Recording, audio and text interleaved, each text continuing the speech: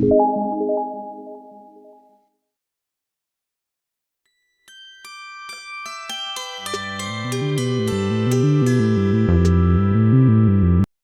en verdad sabía desde los 15 años, y tengo mis años, que quería ser psicoanalista porque una contingencia de una escuela, de la escuela secundaria, donde una profesora de pedagogía nos hizo leer a Freud, la interpretación de los sueños, y yo dije, a esto me voy a dedicar yo. Yo ejercí mi práctica de psicoanálisis desde el año 71 hasta la actualidad, en Buenos Aires, con una interrupción de 3 años y medio, porque estuve viviendo y trabajando primero en Estados Unidos y luego en España. Estoy en la Escuela Freudiana de Buenos Aires, estoy desde su fundación y bueno, tengo que decir que el ombligo del psicoanálisis en el mundo está en Buenos Aires. No está en otro lugar. La producción, creación, más allá de las distintas escuelas, las discusiones entre escuelas, posturas y demás, el psicoanálisis tiene una vigencia y una incidencia en la cultura argentina que no la tiene en ningún otro lugar del mundo. Me refiero a la magnitud. He escrito varios libros, algunos en coautoría.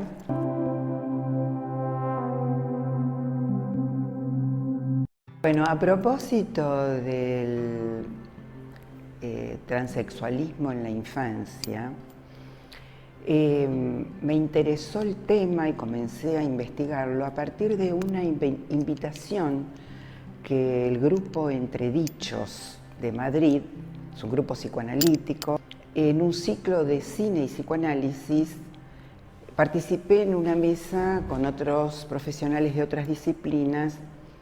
El documental se llama El sexo sentido. ¿Y por qué se llama así? Porque los dichos de los transexuales son que yo siento que nací en el cuerpo equivocado, lo siento. Es un documental que vale la pena verlo, sobre todo si uno puede, lo más desprejuiciadamente posible, porque nos genera cierto impacto, de cómo dichos que tienen los niños pequeños, desde muy pequeños, que por ejemplo si es una nena dice que quiere ser un varón, o si es un varón que dice que quiere ser una nena, no son tomados desde la perspectiva del juego, porque el juego de quiero ser mamá, quiero ser papá, quiero ser mi hermanito, quiero ser un animal, etcétera, etcétera, quiero ser nena, quiero ser varón, es un como sí, sino que son tomados tanto por los padres como por los adultos a los cuales ellos recurren después, como certezas, y delegan en los niños una decisión en relación a la orientación sexual que no tienen la posibilidad de asumirla. Muestran varios casos, algunos de niños, otros de púberes, otros de adolescentes, y lo que es interesante de esta película es cómo estos dichos son aceptados por los padres después de ciertos conflictos como si fuera algo natural, algo que tiene que ver con la ideología de la autonomía y la libertad, y que los niños pueden elegir, pueden decidir, porque ellos saben, etcétera, etcétera, etcétera. Dentro de lo cual entran también educadores, médicos, la industria farmacéutica, y por supuesto que el espacio jurídico. Y desde muy temprana edad, un puber, si se considera que es transexual, puede pedir un documento de identidad que está avalado, legitimado por la autoridad jurídica. Bueno, esto sería lo descriptivo.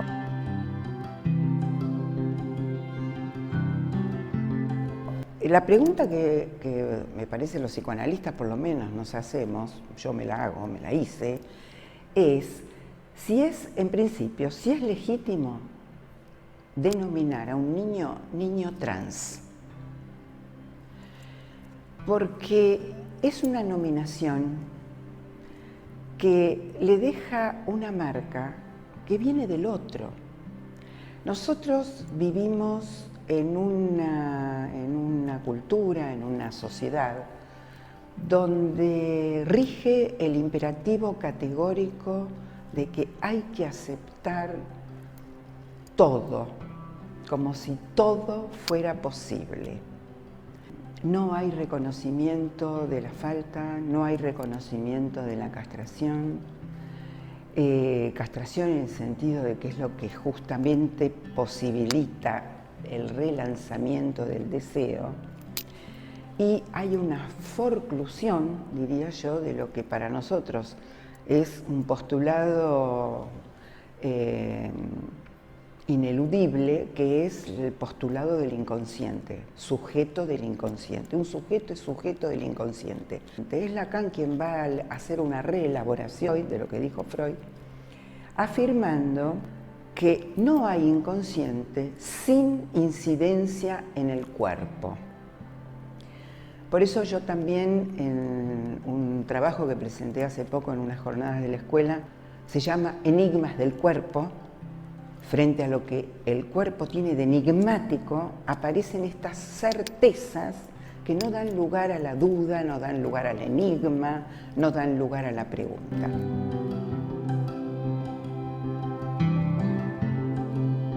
Pero volviendo a los niños trans,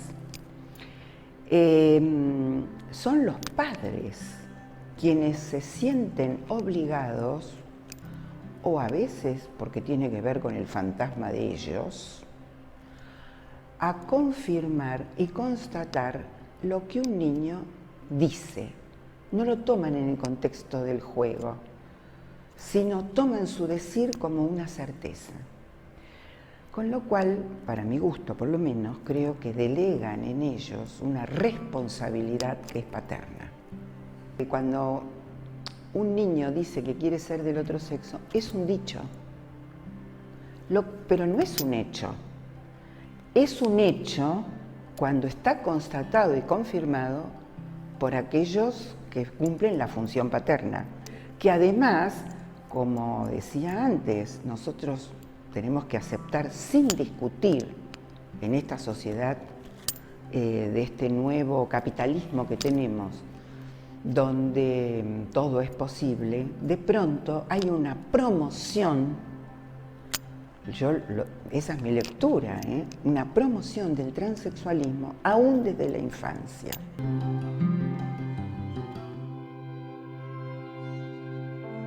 Bueno, acá tenemos el testimonio en Argentina de un libro que yo recomiendo mucho, que sea leído, que se lea, que se llama Yo Nena, Yo Princesa, o Luana, la niña que cambió su nombre.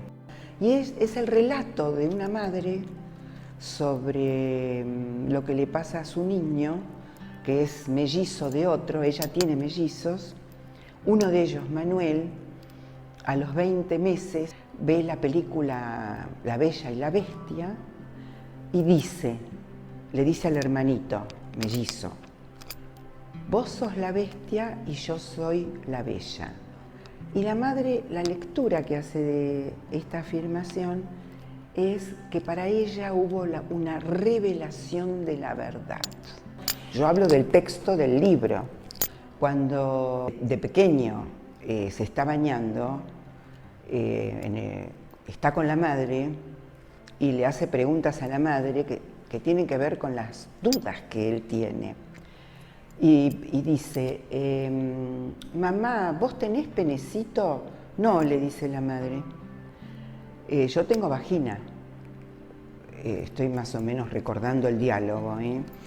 El niño dice, y Valentina, que es una primita, dice, ¿tiene penecito? No, no tiene. Y entonces, ¿yo por qué tengo pene? Si yo soy una niña. Entonces la madre le responde, vos sos una niña con pene, sos una niña diferente. A mí me encantaría ser una niña diferente. Es el dicho de la madre.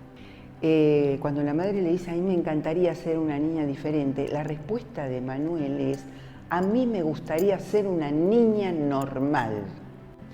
Vemos cómo transmite en ese dicho, yo no diría un deseo en relación a su hijo, hija, sino un fantasma que desde el punto de vista del Manuel lo está gozando.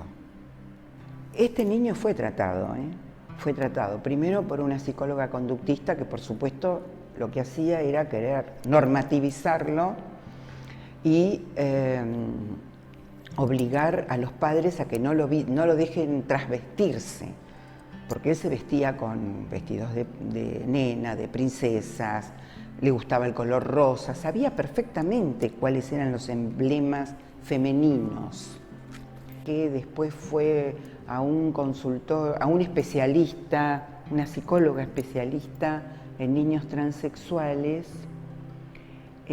Apenas le contaron los padres la historia y el niño estaba ahí, ella no tuvo ninguna duda en decir, no hay ninguna duda, es un niño transgénero.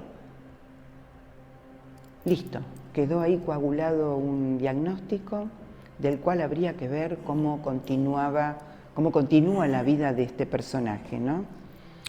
Lo que sí sabemos por el libro es que los síntomas que él tuvo, no solamente enuresis, encopresis, sino de rabietas, insomnios, problemas severos en el lazo social con los otros, continuaron, a pesar que en la escuela, las autoridades de la escuela estaban obligadas a aceptarlo como tal. Bueno, ven que hay una dialéctica entre el lenguaje y el cuerpo, que es sí o sí, exactamente, es forzada, y que además no solamente es forzada, sino que obliga. Tiene esa connotación de obligatoria para el resto.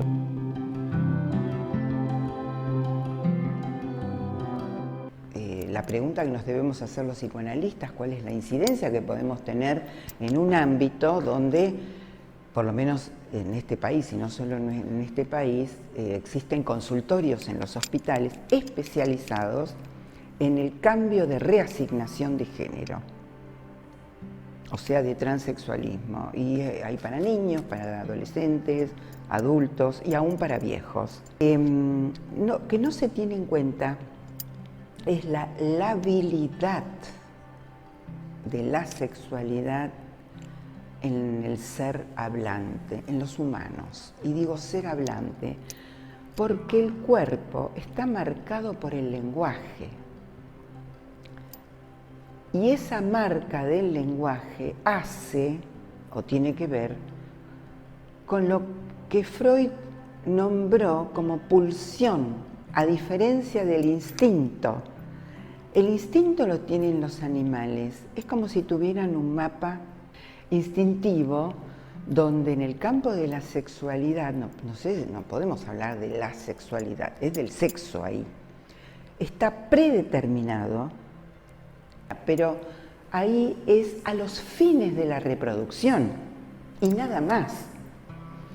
En el ser hablante, para la sexualidad no está al servicio de la reproducción, salvo para algunas religiones o creencias.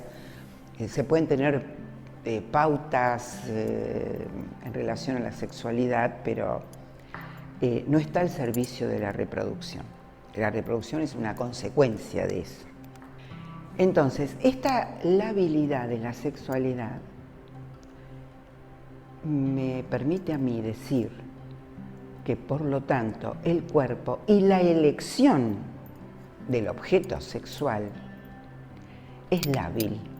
Cuando digo lábil es que uno no elige con qué sexo se va a identificar por una cuestión de mera voluntad, sino que tiene que ver con tiempos de constitución de la sexualidad, de constitución subjetiva, que van desde las identificaciones, las transmisiones más allá de las palabras que los padres hacen en relación a sus hijos respecto de sus propios deseos. A ver, aún en la pubertad, cuando hay aptitud física, eso no quiere decir que que va de suyo, que sea fácil. Aún cuando alguien tiene su primera experiencia sexual, no sale de ahí con una identificación certera.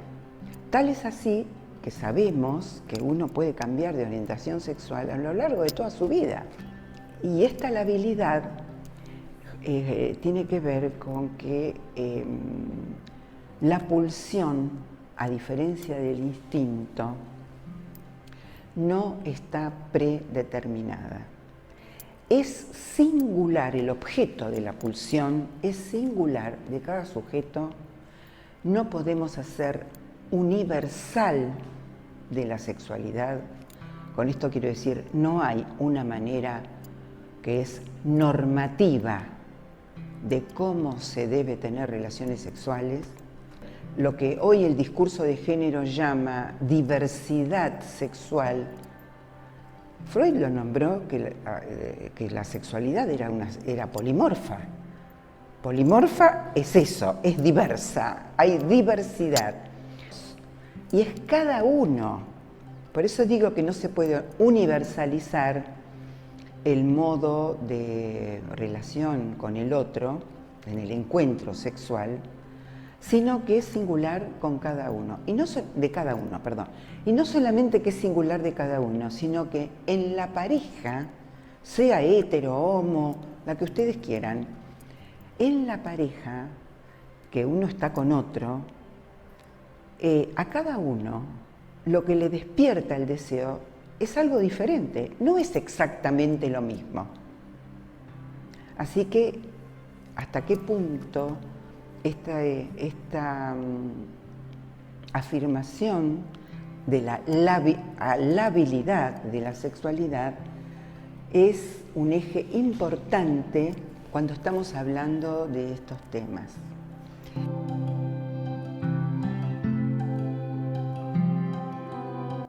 Respecto de la cuestión de la genitalidad, a ver, Catherine Millot tiene un libro muy interesante que se llama Exsexo. Es un libro que escribieron en el año 80 y pico, porque en Europa estos fenómenos ya estaban circulando hace muchísimo tiempo. Y ella dice una frase que es muy interesante, dice: no habría transexuales si no hubieran cirujanos y industrias farmacéuticas. Tenemos que tener en cuenta que todo esto está detrás nuestro, o si uno lo puede ver, está delante. Nosotros creemos que decidimos, que elegimos, pero en verdad las decisiones tienen marcas que tienen que ver con el contexto en el que uno vive, social, cultural, religioso, educativo, político, y lo que uno frente a eso cree que decide.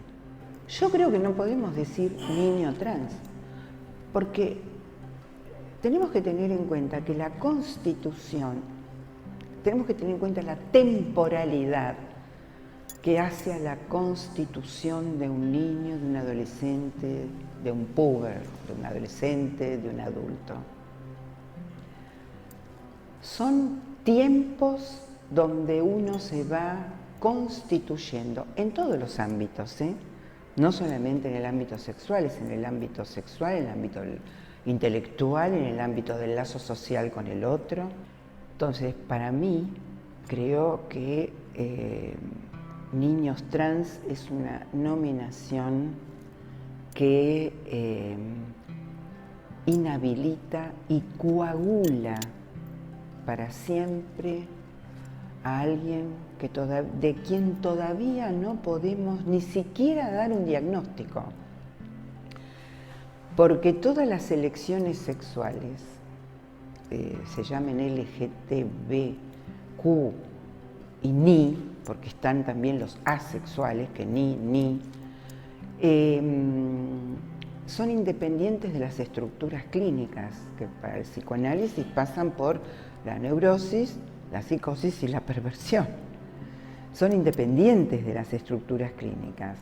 Si bien el transexualismo creo que tiene un lugar diferente, porque en alguna medida el hecho de ya ir a solicitar una intervención quirúrgica, cosa que hoy el mercado la ofrece, para poder convertirse en el otro sexo o tomar hormonas desde desde la pubertad, para que no aparezcan los caracteres sexuales secundarios.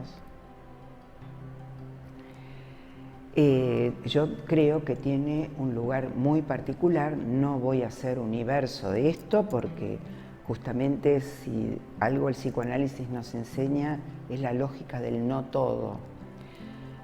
Pero hay creo que tienen que ver con un núcleo psicótico que cuando esto ocurre, en la mayoría de los casos, estabiliza la psicosis.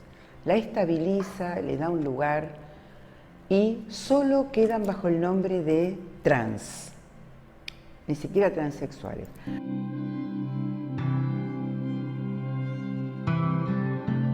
Bueno, tenemos que diferenciar el transexualismo del transvestismo.